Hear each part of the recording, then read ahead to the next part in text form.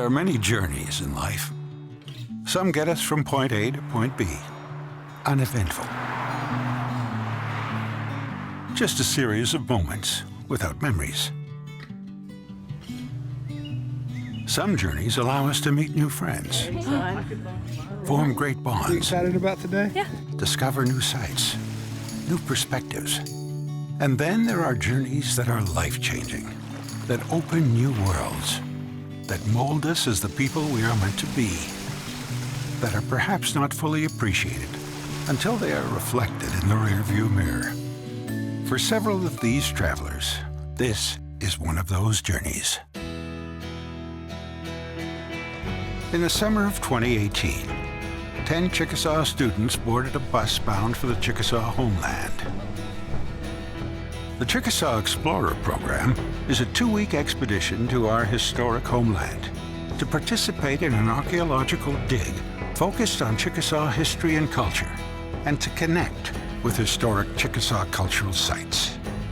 10 people, 2 weeks, countless memories. This is Chickasaw Explorers.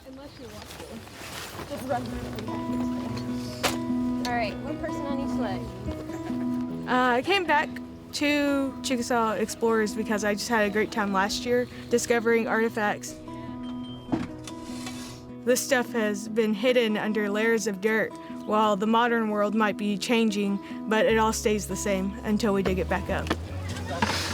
Coming in, I thought it was going to be a lot harder, but I think the first day we've had a really good teacher. So you just want to stay like, a couple inches on connecting units here.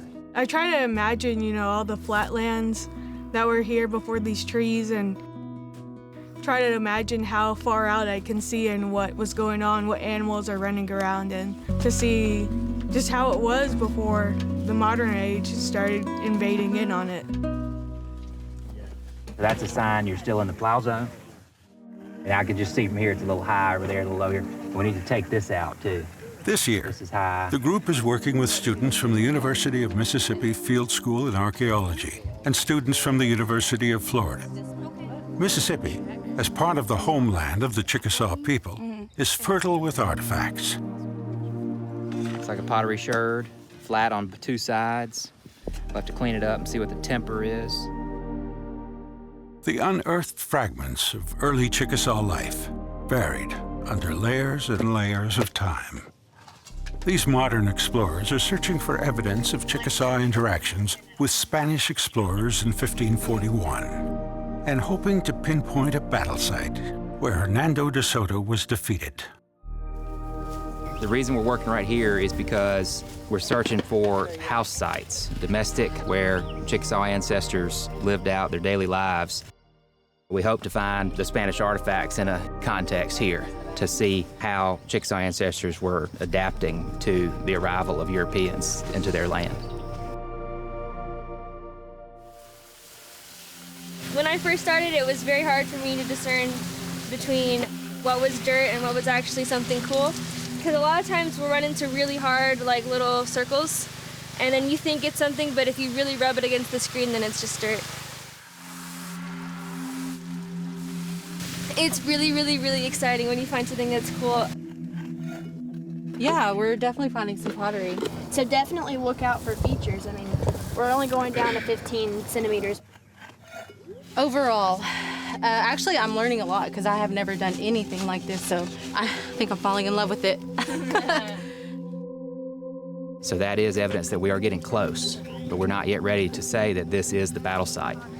But archaeology can often be a slow, cumulative, and additive process.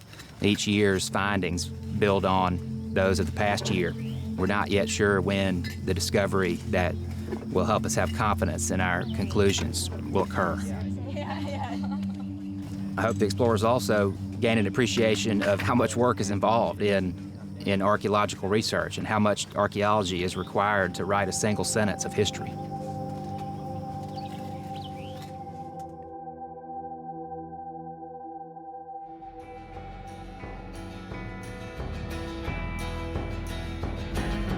The Chickasaw Homeland is rich with culture, and not every historic site needs a shovel to uncover their stories. Welcome to the Chickasaw Preserve. My name is Joseph. We're standing on top of the Kunawa Ridge right now. At one time was about 11 miles or so of Chickasaw settlements in this area. We believe the Chickasaws were living here as early back as the late 1600s based on some of the archaeological evidence. While you walk on this ridge over the Kunawa Creek bottom, imagine ancestors living here in winter houses, summer houses, dogs, children, stickball, all the sounds and smells and sights of village life. So these were very defensible locations with a swampy wetland down here that it would be very difficult for somebody to approach you, and with a grassland to the west that would also be kept open through burning.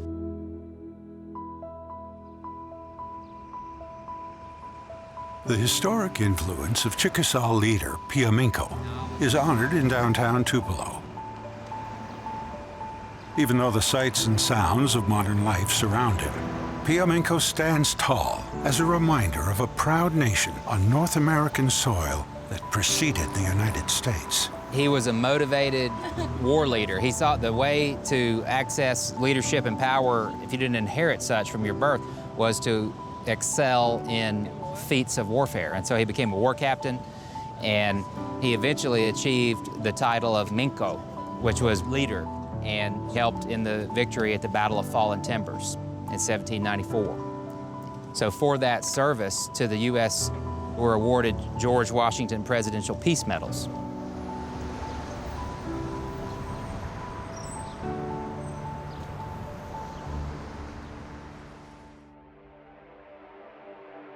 The Natchez Trace was a vital route for European traders and transportation in the 18th and 19th century.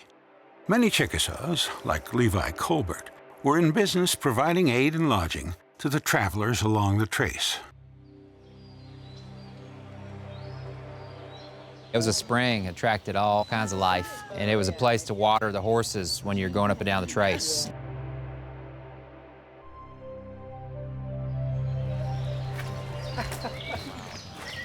That's pretty out here.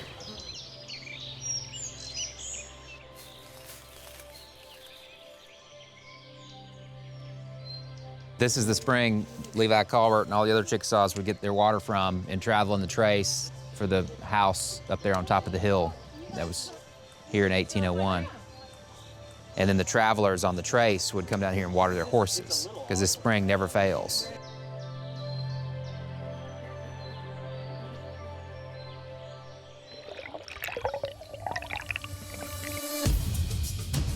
The numerous rivers of Mississippi and Alabama continue to flow with the same currents early Chickasaw villages counted on for life and livelihood.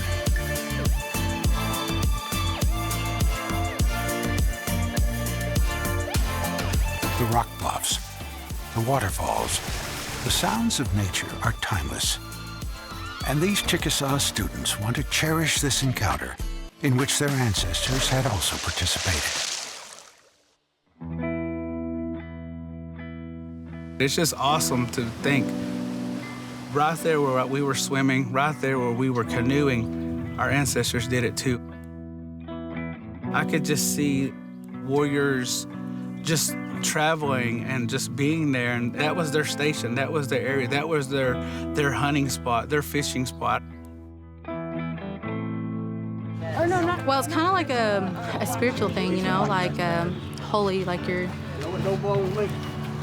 I guess the best way I can describe it is being in prayer in church and just being closer to God or Abba Benili.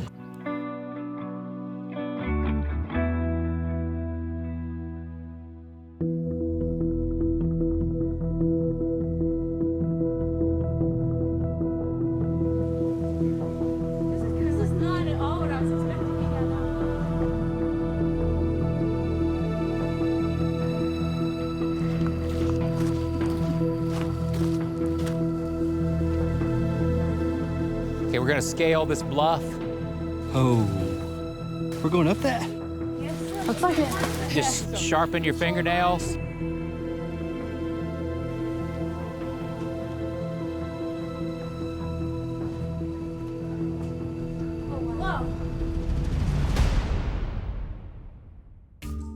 So these black charcoal pictographs are believed to be about 800 years old. That's crazy. Wow. It's so fascinating. There are some sites in Missouri, Kentucky, and even as far as Wisconsin that contain similar characters. It makes my brain go so fast because I'm thinking, why are these here? What do they mean? What are they supposed to teach us? It's probably the closest connection I've had to anything other than the artifacts we're finding out on the dig. They're so intricate and delicate, and because they are so old that it's hard to say that's exactly what this story is. This site appears to be a ceremonial site, a site for prayer rather than for dwelling. We don't know.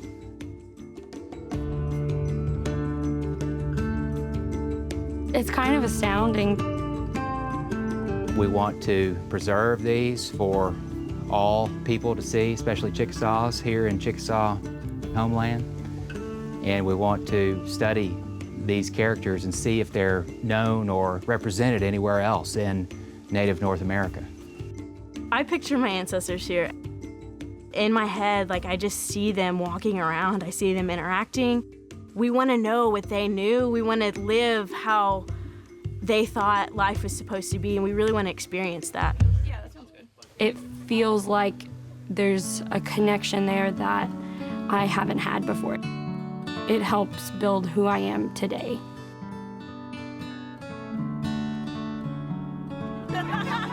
This journey is one chapter for young Chickasaw explorers who met their ancestral story, some for the first time. A journey with new adventures. And it's kind of blown me just away in the way that we've gotten to experience all these things.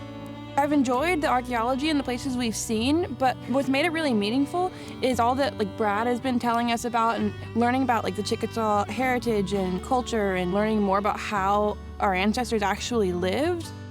A journey of discovery. We found this amazing spot, this waterfall that almost was like a completely different world walking into it. A journey of new experience, new awareness, and self-discovery. I'm obviously really white. So when I tell people that I'm Chickasaw, they're like, oh, but you're not really Native American. And so I guess I don't know, coming here made me feel more connected and at ease. I came here as an English major, and I don't think I want to do English anymore. I didn't really know what archaeology and anthropology really was when I started coming here. I just thought we were going to come here and dig in some dirt and maybe find some things and then call it a day. I can get my family kind of reconnected with our culture more, and I'm excited to pass that on to future generations and to tell my peers and my friends about how proud I am to be a Chickasaw and how much I really want to make the nation proud. It's really changed my whole way of thinking about what I wanted to do in life, and I felt a real connection to the culture, and I feel like this is what I want to do with my life. This is who I'm supposed to be. I'm supposed to be out here connecting the dots to find what our history really is and what it really means to be Chickasaw.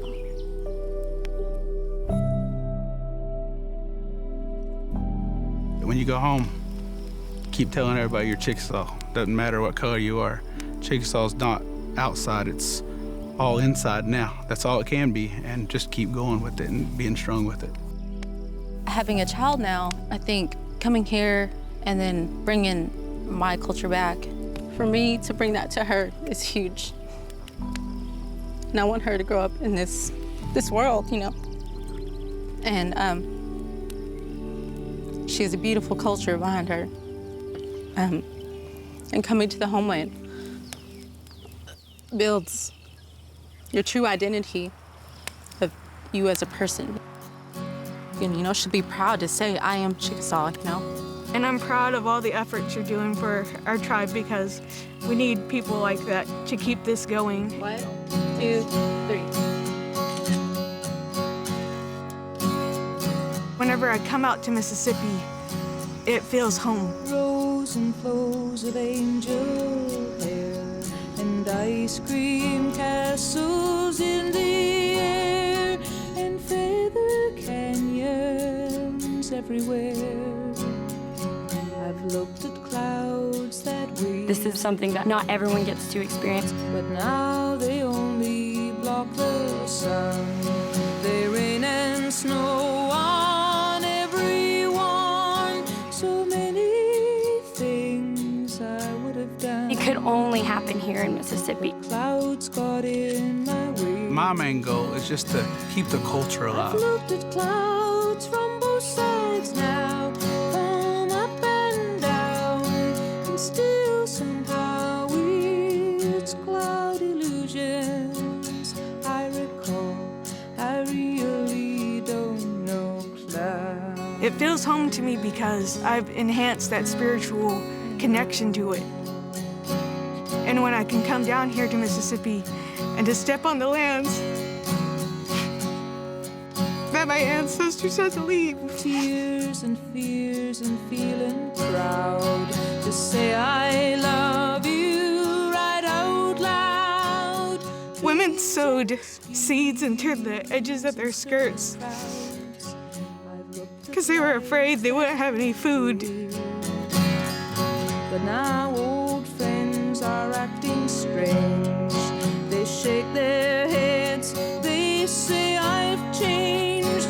Well, something's lost, but something's gained in living every day. I've looked at life from both sides now, and win and lose, and still somehow it's life's illusions. I recall, I really don't know life. Unconquered and unconquerable is who we are as Chickasaw people. We're still here, you know, it's a modern day. We're thriving. We're unconquered and unconquerable, so we're not going anywhere. And it's our responsibility to leave that to our kids, to our next generation, to go out and explore and find their own way. I've looked at life from both sides now, from up and down, and still somehow it's life's illusions. I recall, I really don't know life at all. It shows that through the resiliency that we have as Native people embedded in our DNA, we have so much more. We have the desire to continue on and to keep going and to keep fighting against all the odds that are placed against us, because we don't stop until we say that we're going to stop.